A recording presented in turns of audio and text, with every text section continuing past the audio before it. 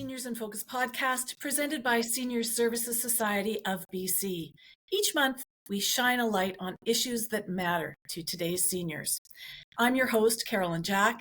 Whether you're a senior yourself, a caregiver, a family member, or simply somebody who cares, this podcast is a place for thoughtful conversations, expert insights, and practical tools to help you navigate aging with dignity and support.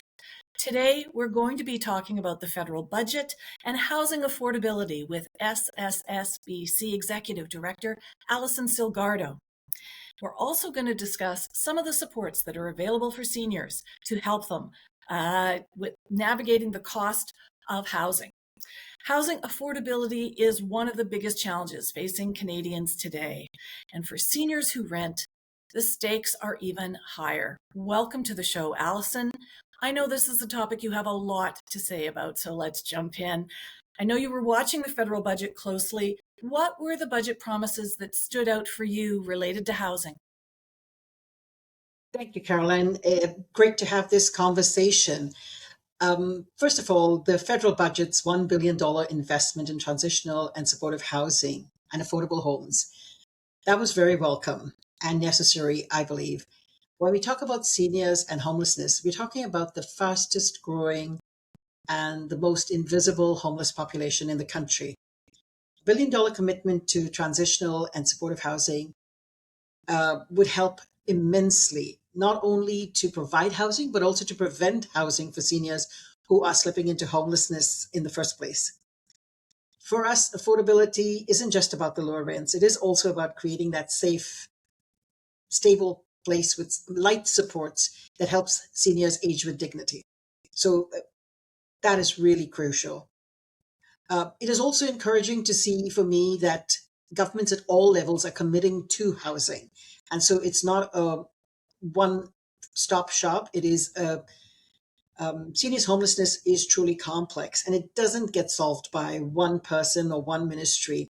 So seeing all levels of government participate is really critical. On the co-op housing piece, I think co-ops have historically been a lifeline for seniors because they offer community, affordability, stability. But we also know that most of the co-ops that were purpose-built 40, 50 years ago do not have enough studio or one-bedroom units, or like we like to call it, the silver slot, for seniors to age in place. And so offering funding that would allow co-ops to possibly retrofit is key. The challenge, see some of however, that in the budget? Was there mention of that in the budget? No, but it speaks to the piece around supports and housing. They're kind of interconnected or related. So this is what we are hopeful for. There's a substantial amount of money for co-ops in general. So hopefully that piece will be part of the spend. And the other piece around supports and housing for seniors is that many seniors today don't completely need assisted living or long-term care, but need those light supports to help them stay in place in housing. So a focus, or if some of that funding goes towards, it's not clearly, the details are not out yet, but if some of that funding goes towards supports to stay in place, that will be truly a benefit. One of the things the federal budget did mention was automatic tax filing for low-income Canadians. I'm wondering if you could unpack for us what is that and how might it work? That is actually a very welcome change for us. To date, we've seen a lot of seniors who do not file their taxes by the deadline, even if they don't owe taxes, losing or risk losing their guaranteed income supplement or their benefits. And while those benefits may be a few $100s, they impact whether they can continue to live independently or not. So having that initial step for low-income seniors who make maybe $2,000 a month automatically file. There is a cutoff, a 90-day period where the senior cannot file in addition, because this has been deemed to be the filing. And so there'll be a few kinks in this process, but I do believe it is a welcome change because a lot of seniors that we worked with had missed the deadline and had lost their benefits. So this is definitely a welcome step. How long can it take for those benefits to be reinstated if a senior has lost them because they haven't filed their taxes? Anywhere from a few months to 6 months. That's an awful long time. Yeah. That is the challenge because that truly is a challenge. So do we know yet, like, what's the level at which you would qualify as a low-income Canadian? I do believe CRA is updating their website, and seniors can definitely get that information from their website. And there are more details to come, but that is definitely something that we can rely on. So people who are interested in that, they should keep watching the Revenue Canada site to see when that might have more information. Absolutely. Let's dig into a little bit of the problems facing seniors with housing. What can you tell me about some of the biggest challenges that seniors are facing when it comes to their home? The most obvious one, but the most consequential is unaffordability. For a large number of the seniors we see, rent takes about 50% of their total income. Of the 10 to 11,000 seniors we may see a year, I would say the largest number of seniors have income between 20 to 24,000. And with today's market rentals, you can imagine what they have to live on by the time they pay their rent. Rent geared to income units is one option, and we've been blessed to be able to access them for many seniors, but affordability is definitely key because in addition to rent, it's all of the other basic living costs that have also gone up, from food to transportation. And if a senior doesn't meet that particular cutoff, they don't access the discounted passes. So all of that is a ripple effect for a senior. Besides that, we do have some challenges with protections. Despite having a regulatory body with the tenancy branch, we do have some challenges with illegal rent increases or seniors who've been able to access spaces with landlords that are not on a tenancy agreement, but a more contractual agreement with the landlord that doesn't fall under the Tenancy Act. That can have a huge problem on its own. What are the kinds of housing that might be that kind of contractual housing? What do you mean by that? Where a person has a basement suite and they are able to carve out multiple units with or without access to washroom independently, and will rent each of those sections to different individuals. In one instance, we actually had senior reach out to us for a supplement, and our staff were able to identify that it was the exact space that another senior was getting supplemented for. And we found out that the landlord had not let us know that the senior had moved on. So that is problematic when landlords do that. Again, it's not And all that doesn't fall landlords. under the Landlord Tenancy Act? It wasn't a tenancy agreement. It was Oh. a different type of agreement that they had entered into, and in their desperation to get a unit or a space to live in, this is where we talk about the hidden homeless. The conditions that they're living under are not appropriate, not acceptable under tenancy, but where they have no choice, or they feel they have no choice, they're putting up with those conditions.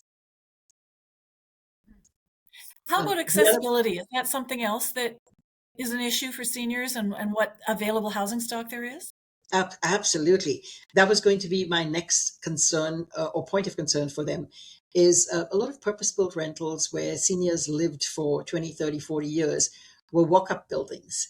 And it worked for them in the old days, but when they were younger, when they were more able-bodied. But as you need more supports, particularly for seniors that need frequent access, they are on kidney dialysis, or maybe they need to go for treatment for chemotherapy, or they just need a little bit more support. Being able to get down those stairs. We've seen seniors sit on their butt and actually walk down the stairs if they had to exit because they didn't have another way and there was nobody there and there was no elevator in the building. We particularly saw that at the heat dome. The other piece is where the building has an elevator, but you have access to rooms, individual rooms, particularly amenity spaces like laundry rooms that are not wide enough for a scooter to go through. And the senior is perfectly able-bodied. They can feed themselves, they can bathe themselves, they can cook for themselves. So they're not entitled to home health, but they just can't access the laundry room. And the result is they may have body odor and they have their landlord or neighbors complain about that, which could result in them getting a crisis eviction in anticipation of their declining health. But all it is that they can't access the laundry room in their building. So those are some of the challenges we see. I mean, there are a number of pathways to homelessness, but those are just some of them. And so are you hopeful that this federal budget injection of $1 billion might address some of these issues, or do you think a lot more needs to get done? Well, if we could address these, that is a step in the right direction, right? That we know that we're not going to eradicate homelessness. We're not going to solve it overnight with all the competing priorities. But if we could just focus and have this commitment, this would reduce, if not eliminate, homelessness for many seniors. We've talked about some of the problems. Let's jump into some of the things that can help seniors who find themselves struggling to afford their housing. Talk to me about what some of the options are for people here in British Columbia. So absolutely. One of the best solutions or the best options for seniors are the access to SAFER, which is shelter aid for elderly renters. This is available to seniors in market housing. And I know we have been able to, at Senior Services, connect seniors to this support when they have just that little bit of a top-up necessary. The downside of that is market rentals have been increasing at a rate that's far faster and exceeds the amount that SAFER contribution would make available to the senior. And that has a bit of a challenge. However, we do have the Canada BC housing benefit, which also provides a bit of a support to seniors that are struggling. And last but not least, there's also the rental assistance program. And this is particularly helpful for seniors that we struggled with in the past. Seniors that might now be caregivers of their grandchildren because the children are no longer in the picture. They've either passed on or they're battling addictions, and the grandparents are the caregivers of these children. Or seniors who are caregivers of their adult children who have a disability. There weren't forms of housing that were suitable for them in the past, but through the rental assistance program, and both SAFER and the rental assistance program are available through BC Housing, they can qualify for those supports. Those are tremendously helpful. So if you are the, child of a senior person, or you're a senior person and you're wondering, gee, do I qualify for this? How do I get help with this? Who should they reach out to find out if they could have access to any of these support programs? We're reaching out to agencies like ourselves and agencies that provide just a call, information that they can provide on a call across the province. Reach out to Track, Seniors First, BC Housing directly, because they have staff that can provide them with those supports. But reaching out to Senior Services, for sure. Reaching out to 411 Seniors that provides information and referral. So every community has agencies that provide information and referral for seniors. And we definitely can connect them to those agencies, or they can call us directly. Great. So what do you want seniors to know about renting in BC? What's the critical information you think they need to know? I think, no, I don't think, I know, that renters have a right as a citizen in BC, as a citizen of whichever city they're in, and that there are organizations and services in place to help you understand those rights and to support you should you have a problem. Quite often, seniors kind of believe they have to go it alone, and there's no reason that they cannot reach out.